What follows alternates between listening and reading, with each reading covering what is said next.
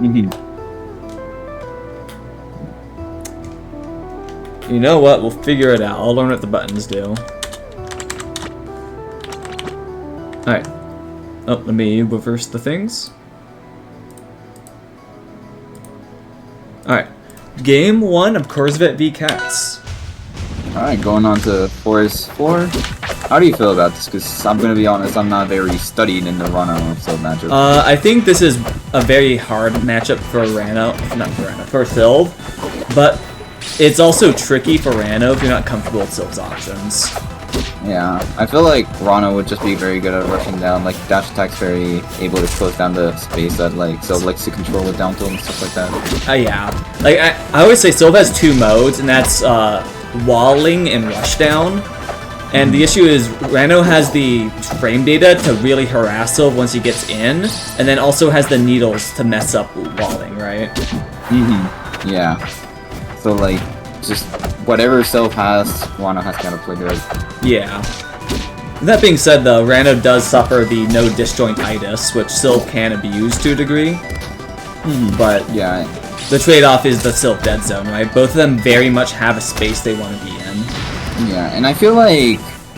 Oh, what was I gonna say? Like, you know how Sylv sort of has, like, that 45-degree angle everybody fucking talks about? The classic, yeah. Yeah, I feel like Ranno struggles much more to abuse it because of his airspeed in general. I would agree, but that's where Needle comes in, right? You don't. You can now force Sylv to go for approaches, you can interrupt things, and just kind of be a nuisance in general.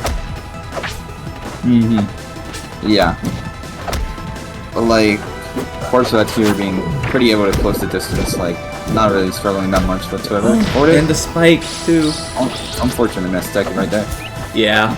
I mean, that is a hard move to spike. You want to DI down and in, actually, which is, like, feels suicidal a lot of the time. If you're going for the tech down and in, otherwise that will be faster. You're just dying, yeah. But if you want the tech, it's down and in. And you just have to have the confidence. Yeah. Game music loud, we'll fix that after this match. I see Corp's going for a lot of, like, just up air ones. Like, what could Sylv do out of that? Could he, like, air dodge? Well, he can air dodge out of it. Sylv being a heavyweight has reduced base hit stun, which actually makes Sylv pretty good at dealing with those up air ones. You can kind of just mash an option, air dodge or jump are going to be your favorite too, just because they're fast. If you want to get really cheeky, up special or up air maybe, though for obvious reasons, both those don't always work. Yeah. You're in a pretty rough position. Doesn't try to like edge guard whatsoever. Just backs off. Katz needs to find their percent rack here and get a blender. Yeah. Good start. This might be. Just still up there. There's a bear. Yeah, it wasn't that rough. It looked rough, but it wasn't that rough. It was pretty even, yeah. How about game 1 going to corpsvette? Alright, got the controller going. Hell yeah. So game 1 goes to corpsvette. I'm gonna see where Katz takes us next. We're going to Frozen Fortress? From your reaction, this is probably not a great Sylv stage. This isn't like a fine Sylv stage. This is a Ranno favorite, though. I mean, the best way I've ever had it put was, I believe it was from Mikkel, but you can just super jump to top flat. Yeah, you kind of can just do that. It's, like, you can control space really well with plats here. Yeah, like, not to mention just all the needle angles they give you. Yeah, what you want that's Ranno here is just, like, be able to, like, control space with plat drop aerials and stuff like that, but, like, this just kind of gives free range for Ranno to do whatever he wants. Yeah.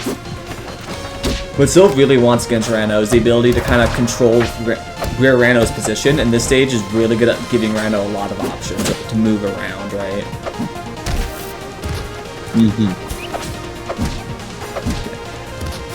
You're trying to get them started.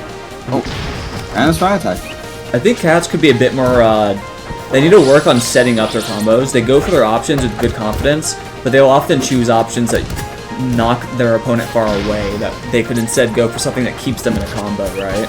Yeah, like as Sylv, you kind of want to keep them close to you, vortex them, exactly. Force tech chases. Launch is only good when you're trying to get your opponent away from you or get a kill. Yeah, or when you're trying to set up an edge guarder and Exactly. Still forward air is a pretty good move. Still forward air is pretty good. Corpsvette doing it pretty good. That lingering nair is pretty mean. Yeah, Ranno just kind of allowed to have a move that lasts like 30 frames. It's fast too. It's kind of evil. Yeah. It's alright though, he slows the airspeed, so he makes up for it. That's true. Doesn't really, but you know. Ranno's allowed to be like that. Dash attack, dash attack. Yeah, you gotta like DI in on one of those if you don't want to keep getting dash attack looped across the stage. Choosing a... yeah. Just not trying to get anything off the down tilt, just down tilt and down tilt again. I think you should be trying to go for like an actual conversion instead of just down tilt up smash. Yeah. There's a lot of good stuff you can get off down tilt. Ooh, I like the up air one. Yeah, nice little reset there. Up air one is one of Sylva's best options. Actually, both of these characters get really good up air ones. Kind of use it in the exact same way, not gonna lie. Yeah. I like corpsvette's doing a great job just staying in these really awkward spots for Katz to have to cover. Getting into the blind zone, staying out of immediate threats. Katz always has to find this really awkward approach or way to get their move to hit because of corpsvette's positioning. Yeah, like just sitting in spots where like Katz can't really do much, to be fair. Like you'd have to like position yourself better, but Katz is just kinda letting it happen, I feel. Like he's not trying to like back off and regain neutral.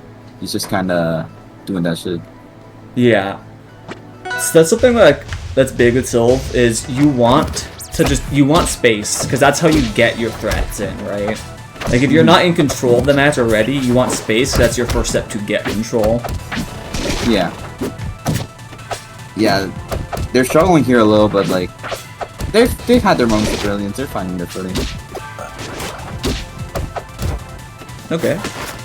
Oh, it goes a little too far in. They gotta just order.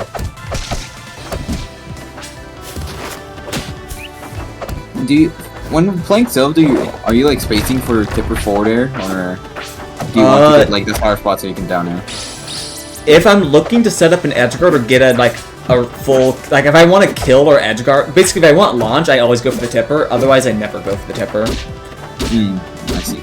And that's why, like right there, DIN on Sour is so much value, and you can see Katz just immediately demonstrated that for me.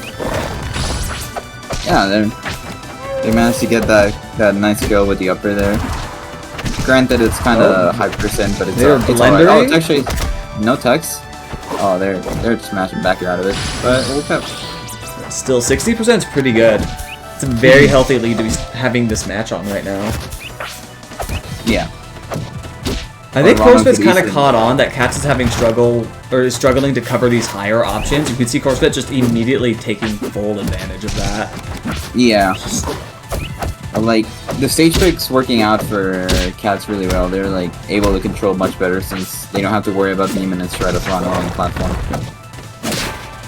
I do actually not like this stage against Ranno, but I think if you're confident here, this is a great stage. Like, I mean, my issue is just Ranno likes to kill off the top with his detailed Dacus, which is now even harder to avoid due to platforms not being here. But the top blast zone is so low as well. Yeah. And then needles are a menace, but Katz is doing a great job turning this into their favor, controlling space.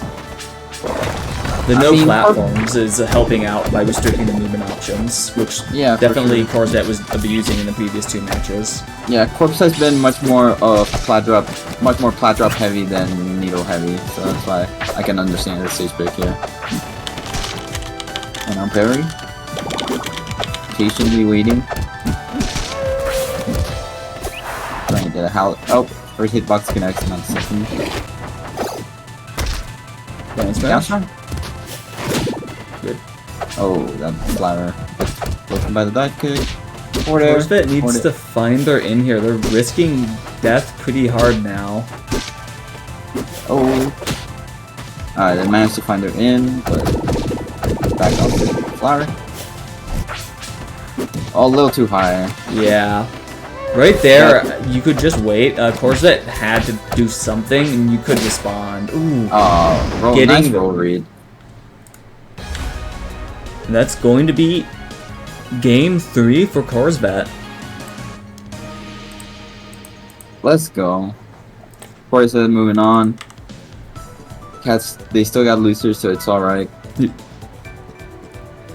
And upcoming, we're gonna have Rogue v Bagman. Let me grab those replays. Yeah, for sure. So I know Rogue is a Zetter. I forget who Bagman plays. So we gotta watch my character. Now we get to watch your character. What are the characters again? I don't have like the list of things you should I don't have an easy list, but this is up. Let me just eyeball it. We have 2 Zetters,